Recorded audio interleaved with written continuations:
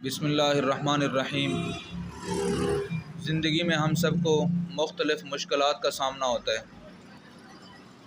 اور بعض اوقات ہم کسی خوف اور تکلیف میں مبتلا ہوتے ہیں۔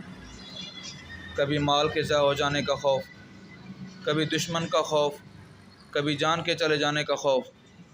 اس حالت میں ہمیں اللہ پر یقین رکھنا اور اس کی مدد پر یقین رکھنا ضروری ہے۔ اس حالت میں اللہ تعالیٰ نے ہمیں ایک دعا سکھائی ہے، بڑی مختصر ہے اور بڑی آسان ہے، ہم سب لوگ اس کو پڑھ سکتے ہیں، اور وہ ہے حسبنا اللہ و نعم الوکیل۔ اس کا ترجمہ یہ ہے کہ ہمارے لیے اللہ کافی ہے اور وہ بہترین کارساز ہے۔ حضرات علماء اکرام فرماتے ہیں کہ جو آدمی مصیبت کے وقت، تکلیف کے وقت، پریشانی کے وقت، خوف کے وقت اس دعا کو پڑھتا ہے، اللہ تعالیٰ آسمان سے اس کی مدد کے لیے ایک فرشتہ نازل فرماتے ہیں۔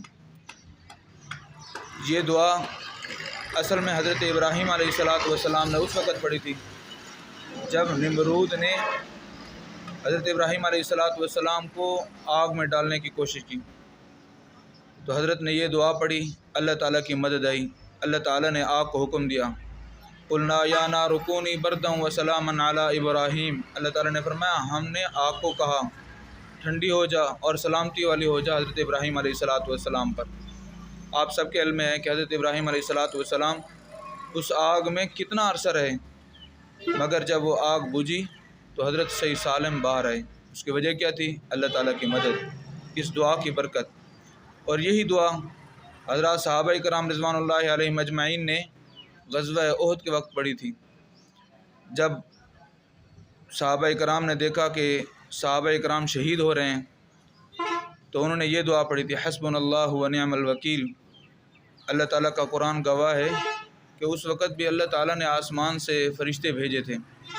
خود اللہ تعالیٰ نے قرآن کریم میں فرمایا، فانقلبوا بنعمت من اللہ وفضل لم یمسسہم سوء۔ ہم نے آپ کو اللہ اپنے فضل سے، اپنے نعمت سے واپس لوٹایا اور آپ کو تکلیف نہ پہنچی۔ جب بھی ہم کسی مشکل میں ہوں، ہمیں چاہیے کہ اس دعا کو بار بار دہرائیں، اللہ کی مدد پر یقین رکھیں، کیونکہ اللہ ہمارے ساتھ ہے۔ اللہ سے دعا مانگنا اور اللہ کی مدد پر یقین رکھنا، یہی ہماری کامیابی ہے۔ اللہ ہم سب کو اس پر عمل کرنے کی توفیق نصیب فرمائے۔ اللہ ہم سب کے خوف کو دور فرمائے۔